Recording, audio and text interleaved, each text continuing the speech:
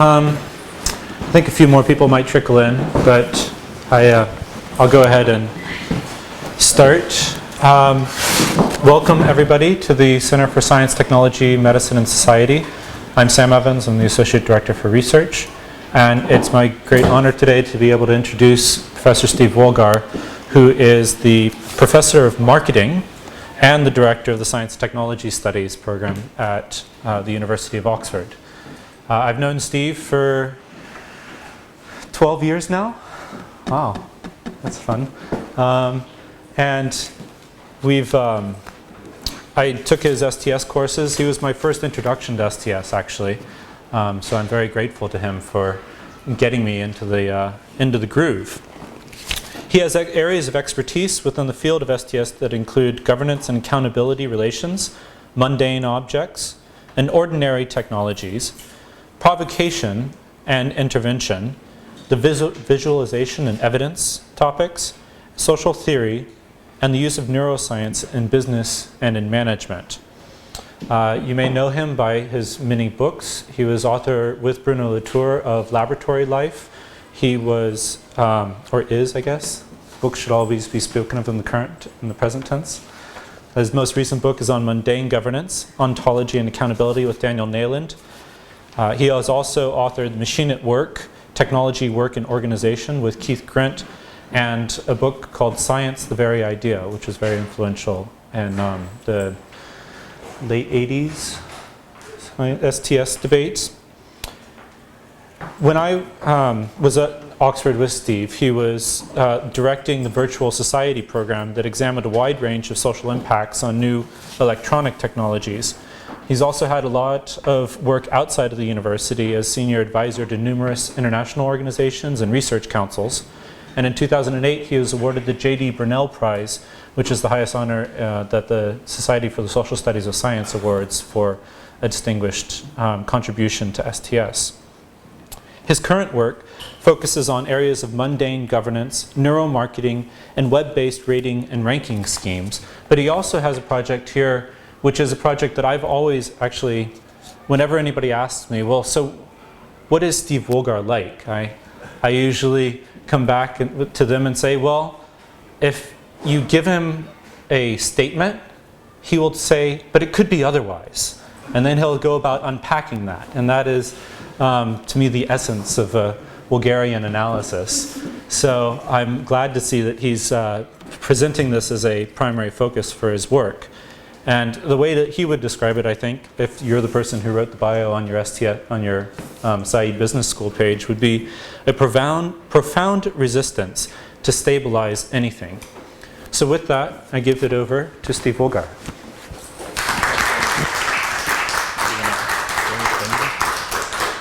It's for the connected folks.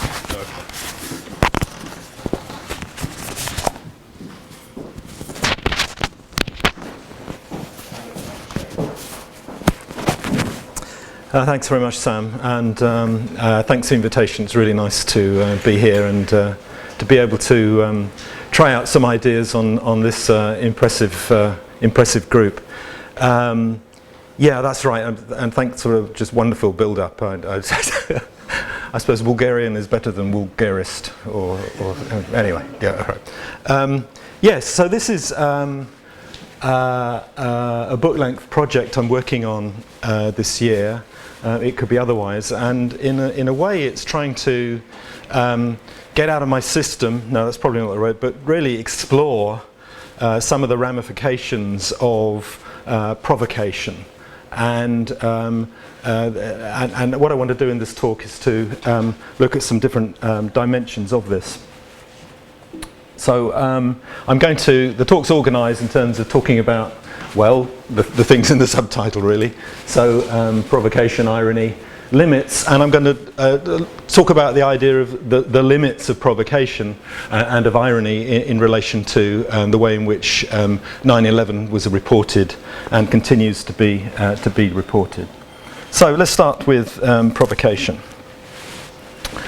As I said, I'm taking the time this year to develop a book-length project which is organised around this slogan. And the slogan is, it could be otherwise, or ICBO. All good slogans have an acronym, and this one is no exception. And ICBO you can think of as a kind of mantra, as a kind of thing you can say when things get tough, when you're in a difficult situation, when obstacles seem insurmountable, when you run up against barriers which are obdurate, people who prevent you doing things, resistance is stubborn, bureaucrats are immovable, things seem to be just the way they are. Here's your slogan: it could be otherwise. And the thing is, how far can you work with that slogan? How far can you push it? How far can you make it work in to your purposes? So it's a pragmatic slogan for provoking, for challenging deeply held assumptions, for a kind of relentless questioning, for aiding dangerous thinking. I sometimes like to think of this exercise as addressing the very old question, what does it take to change someone's mind? Recognizing, of course, that mind is a massively misleading metaphor for a whole series of conventionalized and institutionalized practices in which somebody is engaged. What are the implications and the consequences of this form of provocation, of a kind of radical rethinking in the social sciences? So this raises some very interesting questions quite quickly. It raises questions like, why have I gone that way? Sorry. How far can you go? No, this is not right. How far can you go? What are the limits on provocation? What, if any, are the constraints on thinking differently? And in particular, one of the reasons I'm most fascinated with STS is how and why do different versions of this provocation come to prominence and then die away.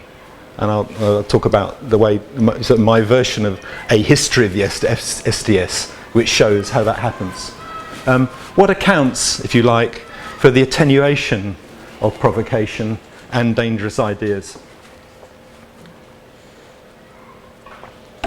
One of my most favourite social scientists, a man called Mel Polner, who worked in ethnomethodology, wrote about his disappointment with what happened to ethnomethodology. He viewed ethnomethodology as a major force of upheaval, of turning things upside down within the social sciences. And it espoused in its early version, in the version that Garfinkel initially came out with, a form of radical reflexivity. And Mel Polner's way of expressing his disappointment was to say, the thing that's happened to radical reflexivity is it seems now to have grown up, settled down, and moved out to the suburbs. And writing in LA, this is a particularly telling metaphor, I understand. Right, so really disappointing. And when he heard that I was working in a business school, Mel said, it's grown up, settled down, moved out to the suburbs, and now it's got its MBA as well. Terribly disappointing. So I wanted to look at how, get a different take on how otherwising works in practice. And in the book I had planned, I'm working on, I want to try and work this through in relation to some particularly grandiose ideas, like ideas of duality, scale, the idea of revelation, limits and impact. And today's talk is going to be tell you a little bit about what I'm thinking in terms of how it could be otherwise applies to the issue of impact. So, what are the rudiments of it could be otherwise? How is it could be otherwise? How does it work? Well, nobody needs to be told in this room that STS is a multidiscipline which purveys various forms of analytic scepticism. And what I like best about STS, the most interesting parts of STS for me, are those which take on really heady topics and weighty issues. So they address beloved concepts like knowledge, objectivity, natural order, experiment, measurement, in such a way as to disarm and deflate intellectual pretense. So it's a sort of bringing down to earth of our temptation to revere these kinds of concepts. So the idea is you recast these weighty topics and these synoptic synoptic phenomena as everyday mundane practices. you convert the revered and standardized ideas and concepts into objects of study. So mathematics turns into mere number work. It's work with chalk, it's work on a board, it's mundane practice which makes up the grand idea. And you can approach this in schematic terms in a couple of different ways. One is you can turn those grand ideas into things of process. You say that they are processual, you say they are situated, you say they're contingent, and a handy way to do that is by what I call gerundizing them. So you add ing to the concept. All right. So rather than be paralysed by this revered and much talked about topic ethics, let us instead construe our topic as ethicizing. That is, look at the process and practice of the work of doing and claiming, constructing and foisting ethics. In terms of the future, let us instead talk about futuring, draw attention to the processes and practices whereby futures are built and delivered and sustained and so on. The same with governance. You add ing. This is not about what governance is, it's about how people make stuff into governance. It's the governancing work which is really important to look at. And this kind of little formula works quite well with most things till you get to stuff like marketing, and then it's a bit tricky, because it would of course be marketing ting, and nobody's going to publish that. Or, different tactic to achieve the same sort of end, you make these apparently robust concepts into the objects of sceptical ethnographic inquiry. And to do that, instead of adding ing, you add ography, you turn it into an ography. So technology becomes technography, it becomes the anthropologically inclined sceptical study of what counts as technology in the situation. Epistemology becomes epistemography. It is a study of the practices whereby people render what they're doing as being about this thing called epistemology. And similarly with ontology, you can talk about doing an ontography. It is a relentlessly sceptical study of the ways in which some philosophers talk about and try to detect and determine what counts as an ontology. Okay, so these are the sort of basics of how to do it, could be otherwise. And one applies various kinds of STS sensibilities, again, which are well known to many of you here. You need to work through these difficult concepts using specific empirical cases. This is not an abstract exercise, this is a down-to-earth, in the field, in your face exercise. You try to deflate the grandiose theoretical concepts and claims. Instead of that, you tend to emphasize the local, the specific, the contingent. And all this, as you know, was originally directed at traditional claims about truth and objectivity in science and technology, and that's where the whole spirit of scepticism comes from, because we used to think that science and technology was the hardest possible case. There used to be a pretty good argument that if you could show that physics was a social construction, then you can show that divorce rates are a social construction, they're a pushover. All right, so the hardest possible case, go for the hard line of physics and so on. These days, I think the situation has changed quite a lot. The hardest possible cases are much more to do with things like ethics and accountability, and it's not that we revere, maybe STS has done its job. It's not so much that we revere epistemology and ontology in the way that we used to. And there emerged a whole series of ethnographic perspectives on scientific work and technology development in practice. And in all these studies, throughout, the sensibility of STS asked us to attempt to maintain impartiality and symmetry with respect to what is being taken for granted. All of this you will know. So, in teaching a graduate course in this area, I found myself organising it on historical principles, and I know at least Nadia and Sam have suffered this very course, so they know what I'm talking about. And one would start with Merton, then Kuhn, strong program, constructivism, AOT, reflect. Stop me if you've heard it, right? But what's so interesting that I discovered was that this can be organised in terms of a shifting provocation, provocation in terms of the symmetries which are involved. So if we start with Merton, Merton, the sociologist of science, what he brought into the field, and it was a breakthrough in its time, was the idea that science could be considered as a social institution along with all the other social institutions. Religion, the family, education and so on. He said there's no reason why science should be excluded from that. In other words, he's forcing a symmetry between science and those other social institutions. If you move to a writer like Kuhn, of course he's famous for saying, or probably saying but later disclaiming that he ever said, that paradigms are equivalent to each other. He's forcing, if you like, a symmetry between one paradigm and its successor paradigm. That there's no independent, transcendental, ontological basis for discriminating between paradigms, pushing a symmetry. The Strong programme, the guys at Edinburgh, Bloor and Barnes and so on, they offered a symmetry in a slightly different way, a symmetry between truth and falsity. They argued that it was really important to study claims which are regarded as true and the claims which are regarded as false in exactly the same way, something which had not been done in many sociological circles before them. Constructivism wanted to argue that it was social factors as well as technical factors that had to be taken into account. It wasn't just technical determinism which made technologies work, a symmetry between the social and the technical. Actor network theory is most famous for, of course, pressing the symmetry between humans and non-humans, and then reflexivity, a lot of reflexive writing around the period that actor network theory was just getting going, was pushing a symmetry between the observer and the observed, and saying, basically, we cannot pretend that there is a distinct difference between the observer and the observed in terms of our analytic schemes and so on.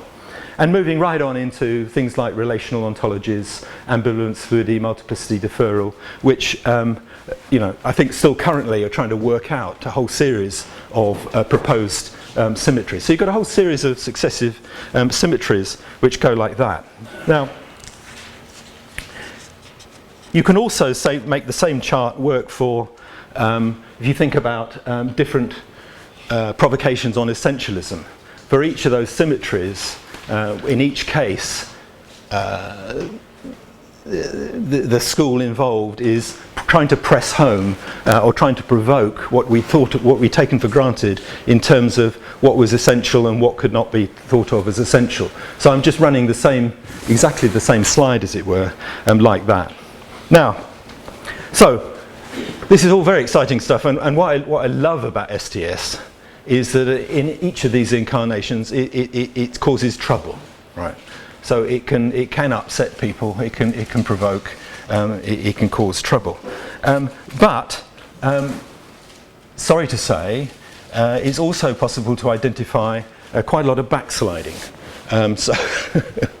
So the people who are the most angry young men do settle down and move out to the suburbs, and you tend to get versions of, for example, actor network theory, which pay very little attention to the ontological flattening, which is the provocative part of it, and instead move to a more routine analysis of describing what actually the inherent characteristics of different nodes in the network are. So, in that particular case, for example, you move from anti-essentialism to a kind of distributed essentialism. In actor network theory, it's lots of different nodes, and those different nodes are themselves presumed or treated as essential. Okay, so just wondering about how that works, it seemed to me to get very interesting and think about, well, and bring that together with another set of interests that I have, is in the ways of being provocative, and in particular an interest that I've had in irony, and whether or not irony is a helpful way of being provocative or not. So I'm now going to talk a little bit about irony. And nothing better than to start with some examples. Irony is widely said to be one of those things which is really difficult to define, but you know it when you see it. And here's some examples of it. This is well, you can see what it is. I mean, why do I tell you what it is? And in a way, the text is not mine. The text there that came with the photograph as an attempt to explain what irony is.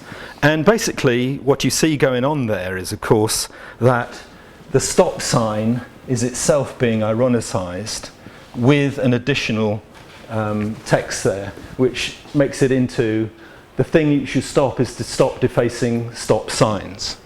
And I think one of the things that's interesting about that is that there's just a possibility that somebody would look at that and not get it and not see that it's ironic.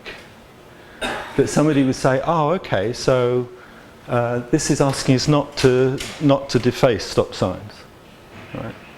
And that, I think, is what is absolutely central to the joy of irony, the possibility that some people will not get it and they get it straight. Slightly more elaborate example.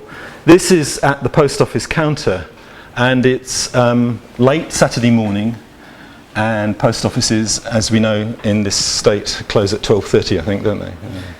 Anyway, so you're edging up endless. You wait for hours to get to the front of the line, and you edge forwards at a snail's pace. And there's only one clerk at the front, and eventually one of the customers gets to the top, and he can't contain himself anymore. He says, "You fucking bastard!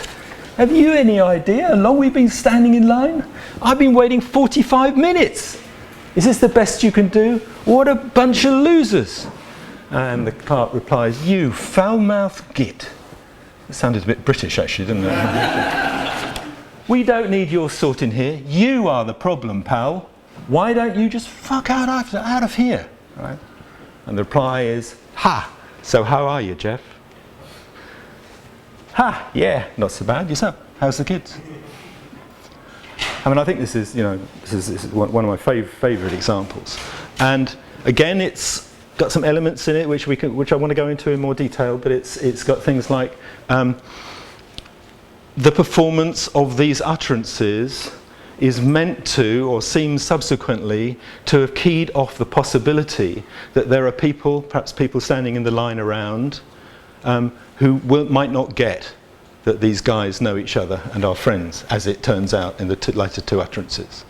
So to pull off the irony, you have to do some quite interesting performative work, and that's what I want to come back to.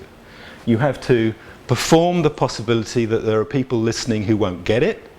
You have to perform the identities of the people involved, and what you notice in the transcript and the way that I've transcribed it is that the customer and the clerk become Ben and Jeff, right? They enact that they are customer and clerk in the first couple of utterances. They enact that they are Ben and Jeff in the latter kinds of utterances, and so on. Okay, so some examples, and perhaps we can come back to that. So, potentially then, I think irony is a particular form of provocation, and I'm interested in trying to figure out in what way it could be otherwise. I think potentially it's a means to challenge, resist and provoke, and to challenge and resist and provoke assumptions underlying representation while still using language which is suffused with these assumptions. So, we're so sort of bound up theoretically with the problem of representation and what are alternatives to representation, and what sort of experiments can you carry out to poke fun at the conventions of representation and so on and so forth. And I think irony is one interesting one because it lives within the idiom of representation, yet it performs communities and hearers, and it enacts entities which recognize the irony of the language which it's using. So it's both a critique of representation while unavoidably still deploying representational idioms. And it's the nearest I know to having one's cake and eating it too. Okay, so I should mention here that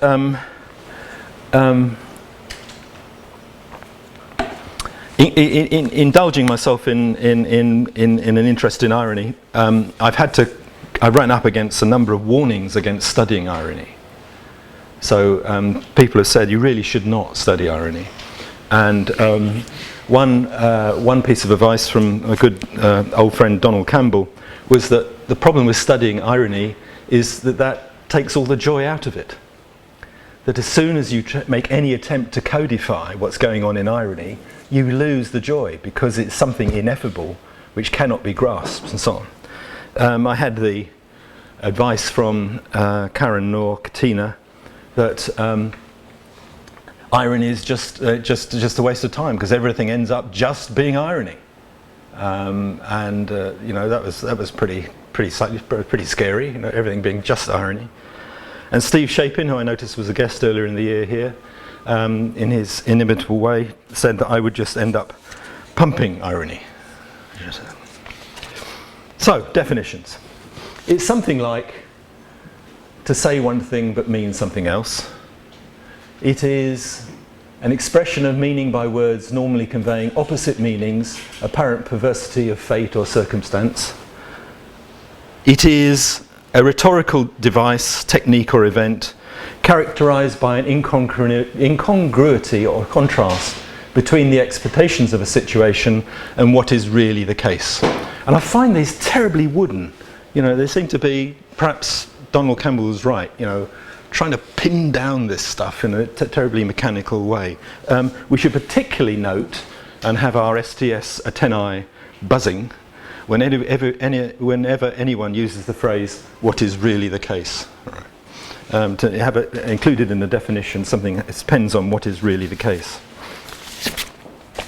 If you look at other commentaries or well-known commentaries on irony, Alfred North Whitehead is not a fan of irony. He says that irony is a depressive frame of mind. Irony signifies the state of mind of people or of an age which has lost faith. They conceal their loss or even flaunt it by laughter. You seldom get irony except from people who have been somehow more or less cleaned out. Kierkegaard takes a different view. In our age there's been much talk about the importance of doubt for science and scholarship, but what doubt is to science, irony is to personal life. Just as scientists maintain that there's not true science without doubt, so it may be maintained that no genuinely human life is possible without irony. And then, I guess my favourite comment, of course, irony eludes definition. And this elusiveness, this is a really good definition. Irony, what is it? It eludes definition. And this elusiveness is one of the main reasons why it is a source of so much fascinated inquiry and speculation. So, what counts as irony is highly variable. And if you look at the literature in literary theory or in linguistics, you find that there are many, many different forms of irony: situational, dramatic, verbal, and so on. And in particular, in many kinds of social science, there's a form of situational irony which takes the following kind of form. You say that many people think that something is the case, whereas actually something else is the case. And that's a sort of rather instrumental situational irony. And if you can say that many people think something is the case, but actually something else is the case, then that gives you the license to fill out the difference. How do you explain the difference? You explain the difference by saying it's because of social factors, social class, social circumstances, or whatever. So that kind of irony relies again on what actually is the case. Different kinds of irony: situational, dramatic, verbal, is just three of many, many of those. Okay, and I think you can find out about what is irony as much by looking at debates about what is not irony. And Alanis Morissette has become famous by being the target of volumes and volumes of discussion about why or why not her song Ironic in 1995 is not in fact ironic. And you will recall, you all know the song. You're not going to make me sing it, no. It includes the lines like, "It's like rain on your wedding day, Isn't it ironic? It's a traffic jam when you're already late. An old man won the lottery and died the very next day. It's a black fly in your Chardonnay. Right. And there's many, many others like that. And the point about this is these are not ironic. I am sorry, Alanis, these are not ironic. This is unfortunate. This is tough luck, and somebody said this song should have been called Unfortunate. Right? Isn't it unfortunate? That would have been the refrain. And the people who've pointed out that this is not ironic, or argue that it's not ironic, have then what they've done is they've supplemented these words and added words to them to explain how it could be ironic. And so this is what you get. It's like the rain on your wedding day. Yes, it's ironic if you are getting married to a weatherman who chose the date so as to ensure good weather. It's a traffic jam when you're already late. This is rather complicated. Yes, if you're a town planner on your way to a meeting of town planners where you are due to give a talk about how you have solved the traffic problem, but you couldn't get to it because you were stuck in traffic. Irony, right? An old man won the lottery and died the very next day from a severe paper cut from his lottery ticket. Yeah, that does it, right? Okay. And this last one's rather complicated, the commentary on this. It's a black fly in your Chardonnay. And the commentator, the irony here is that there's nothing remotely ironic about this line. A deliberate contrast, in other words, between the apparent and intended textbook meaning of irony. And so by probably sheer fluke, Alanis Morissette has been brilliantly given us an example of irony, because it's not an example of irony. Get it? It's hard to keep up. Okay, thus far. It seems to me that the most interesting, provocative forms of irony are those which make a point. So the kind of irony that I like is the irony that's a way of making a point by using a joke, by saying the thing you don't mean. This kind of irony, it seems to me, is inherently subversive. It ridicules the status quo, undercuts it, questions it, and attacks it. Ironicists are troubled by sincerity, and that's a good thing. They do not take too seriously a grand version of events that people are trying to foist on you. So, and said it is time for our country to go to war in Iraq. Why is that? It wasn't yesterday, and it may not be tomorrow. Tell me more about that. The ironicist is contrasting the whole time with the other version of events. So, it's more than just a contrast between expectations and what is really the case. That's what we had earlier. Irony is performative, as I tried to make clear with those two first examples, the sign and the interchange there. The irony enacts context. That is, in order for there to be something which is ironic, you have to perform or enact a context which is relevant to the irony in order to make it ironic. And that's what's happening there. And more interestingly, what the irony does, it enacts at least dual audiences, maybe multiple, but probably at least dual audiences. It partitions the potential audience to the irony into those who hear it straight and those who hear it as challenging the status quo and as partitioning the audience response. And it seems to me for the irony to be the kind of irony which I like, I didn't say real irony, the kind of really nice irony, you have to have people who might hear it straight.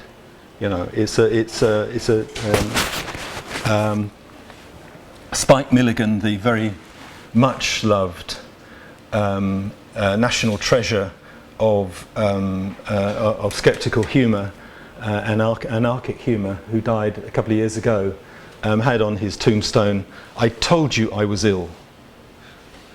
And what's so beautiful about that is it seems to me that there's just the possibility that you can imagine people standing in front of the tombstone and saying, "Oh, he was ill." I mean, for heaven, and they don't get it. So it's a partitioning which works with the irony. And it is, of course, alert to its ongoing dynamic. So that complicated thing with the black fly and the Chardonnay being obviously not ironic, and therefore a really great example of irony, is a very nice sense, illustration of there's an ongoing sense of dynamism that comes with the irony. It doesn't just stop with the stand-up line, the one-liner joke. It goes on in interesting ways. Okay, so say a bit about that's how it works, and say a bit about not getting irony. And it is widely reported and said with much glee by the people not affected that certain categories of people don't get irony, right? Americans. Americans don't get irony. It is, I mean, it's a terrible thing to say, but it is said by a lot of people, right? Okay, some people say that Americans don't get irony.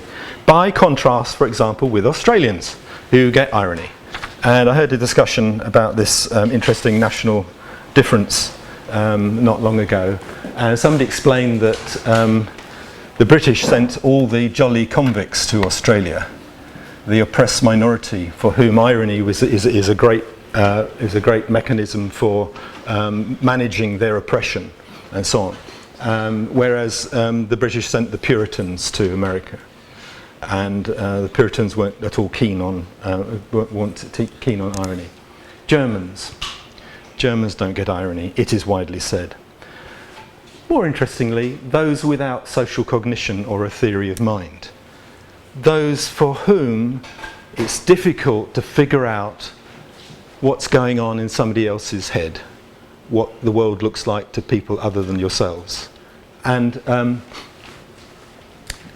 irony often comes with paralinguistic markers, and people who don't get irony don't notice the markers of the irony. So typical irony markers are exclamation marks.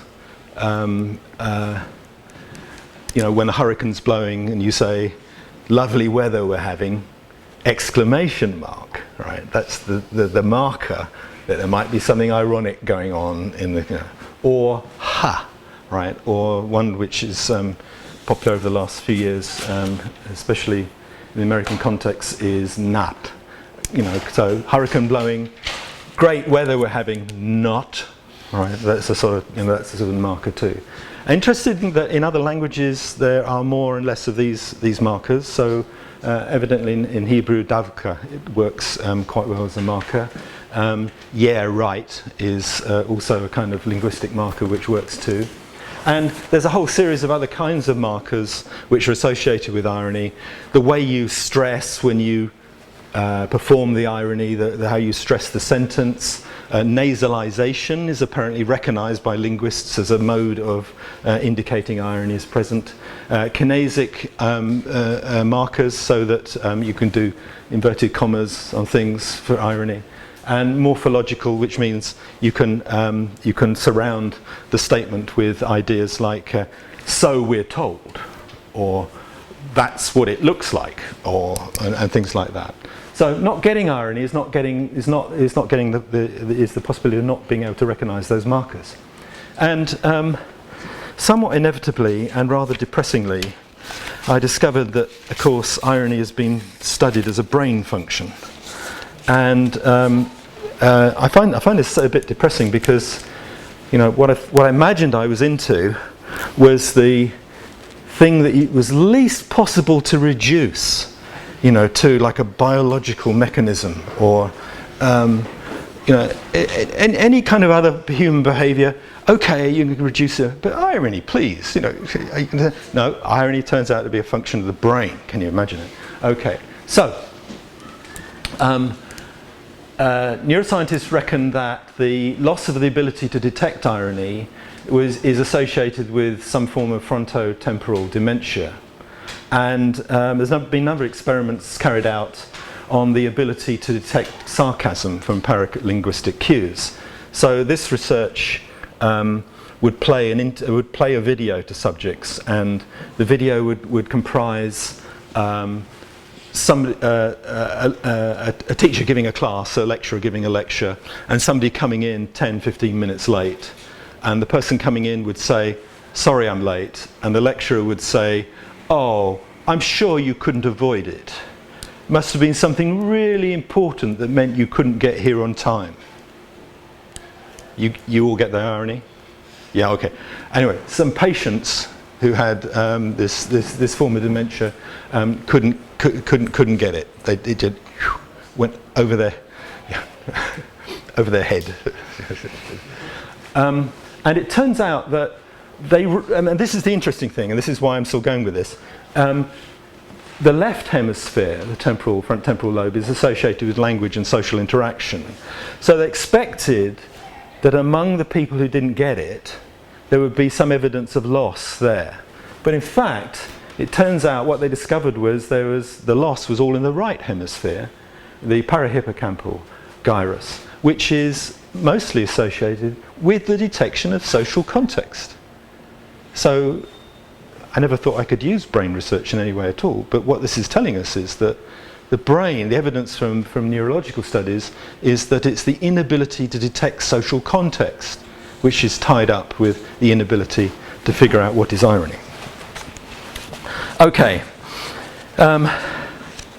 so now I want to talk about the limits to irony. I mean, the thing that really interested me about this was that all this stuff about irony being dead with 9/11, and so I said about looking at all the sources again to see, well, what does it mean to say irony is dead, and why should somebody think that irony is dead at this point, and so on.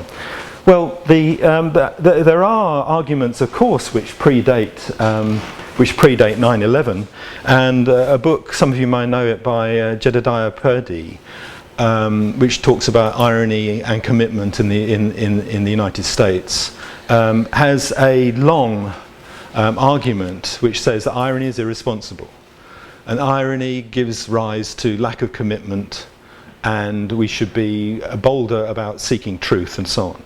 So, quote from, irony refuses to believe in the depth of relationships, the sincerity of motivation, or the truth of speech.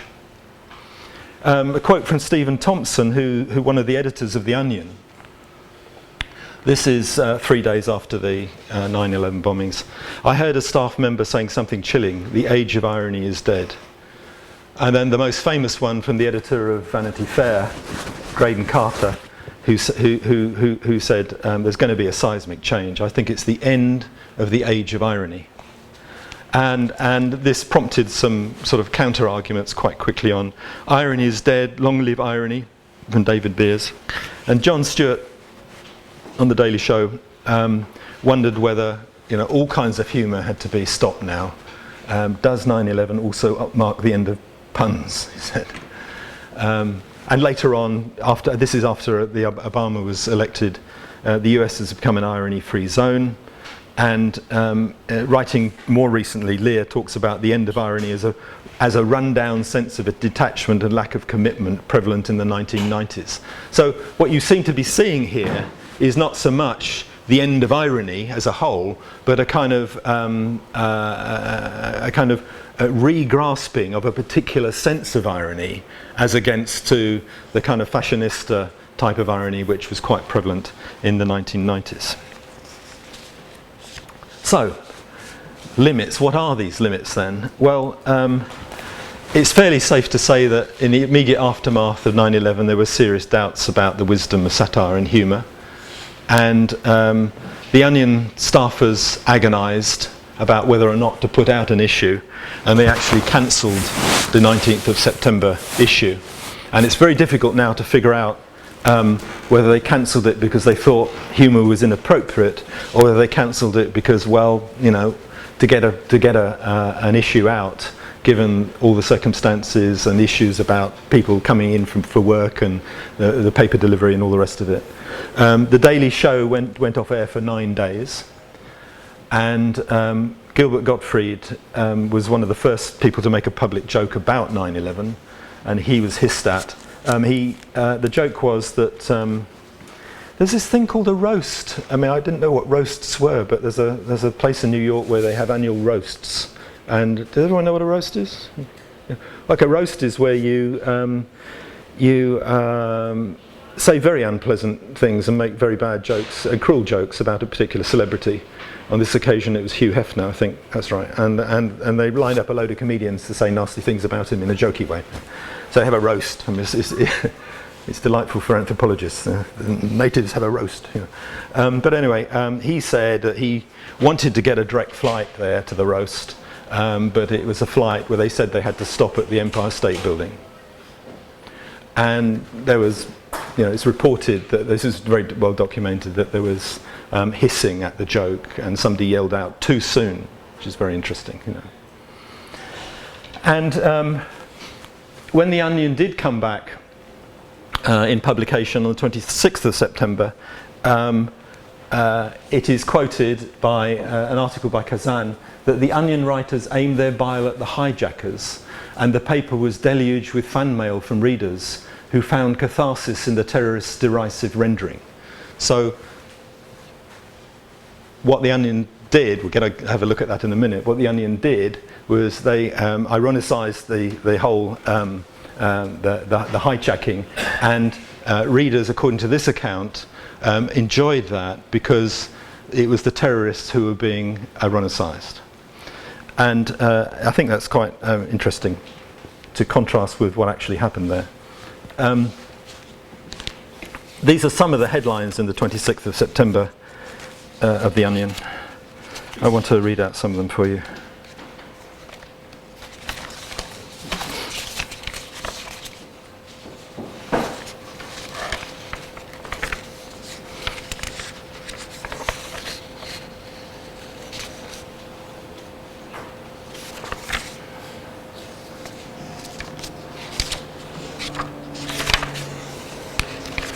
Okay, I can't immediately find it.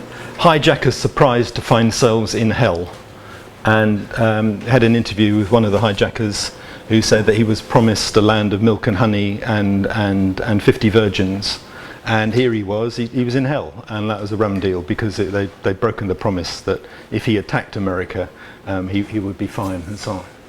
Generation X irony, cynicism may be permanently obsolete. I've got to find some of these, I'm sorry, they're too good to miss.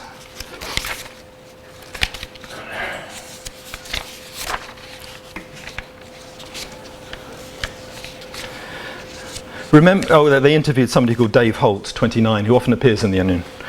Remember the day after the attack when all the senators were singing "God Bless America, arm in arm"? Well, normally I'd make some sarcastic wisecrack about something like that, but this time I was deeply moved. This earnestness can't last forever, can it? Or again, in the same issue, President urges calm and restraint among ballad singers, reporting that the President had urged Mariah Carey and Michael Jackson and other singers to resist the urge to record mawkish, insipid, all-star tribute ballads, because, please, there has already been enough suffering. US urges Bin Laden to form a nation it can attack. Area man uses the attacks as an excuse to call ex-girlfriend. And dildo manufacturers say nation must return to normalcy and purchase dildos. In the following issue, they carried the headline "Shattered Nation Longs to Care About Stupid Bullshit Again," and the caption against the Lopez picture was "Jennifer Lopez, about whom the nation gave a shit in happier times," which I thought was rather nice. In the UK, the Private Eye came out with its first post-9/11 issue. It reported in its editorial that this was an attack on everything that we in the civilized world hold dear, mainly our money. And that was terrible. They reported that the Reverend Jerry Falwell, the Southern Baptist minister, was blaming lesbians for it.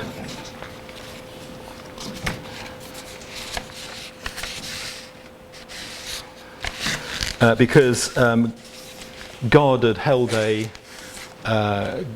up a shield which protected America against exactly this kind of thing. But the trouble with the gay people, the homosexuals and the lesbians was that their behaviour had encouraged God to remove the shield, and so they were to blame for the 9/11 attacks. Private Eye was very keen on juxtaposing the media contributions in this time right after 9/11, and there's two quotes from Kay Burley of Sky News here. One, if you just joined us, the entire eastern seaboard of the United States has been decimated in a terrorist attack. And then a little bit later, people comment on how in control I am, but my emotions don't matter.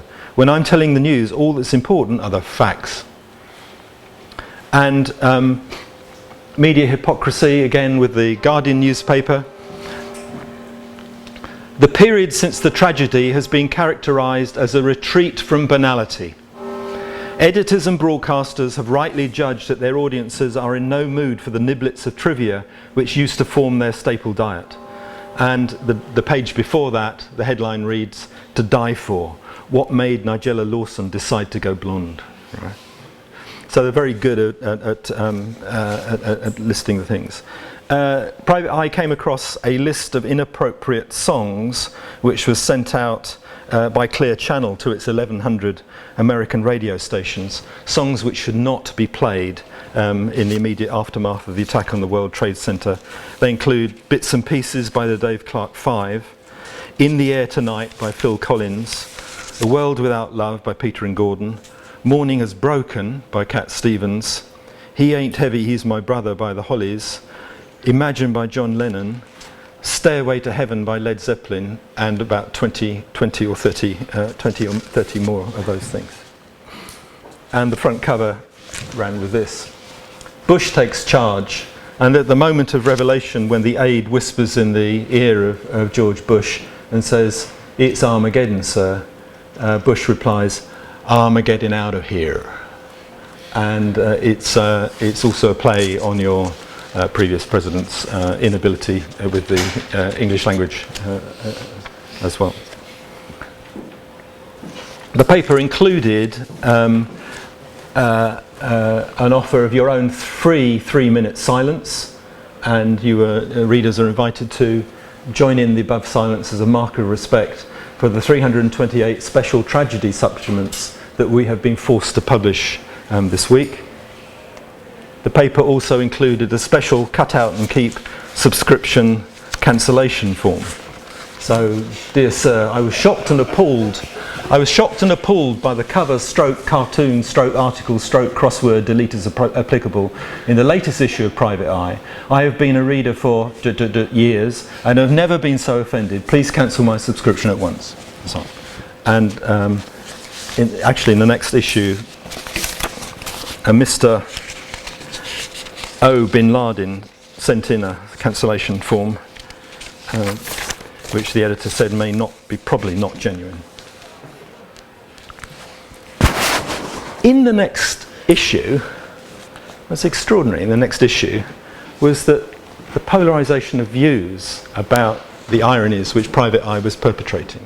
So on the one hand, a large number, I think about sort of 12 anti-comments. So while I admire Private Eye for many things, you really should take your heads out of your Oxbridge arses occasionally and realise that there are simply some occasions when you should resist taking the piss.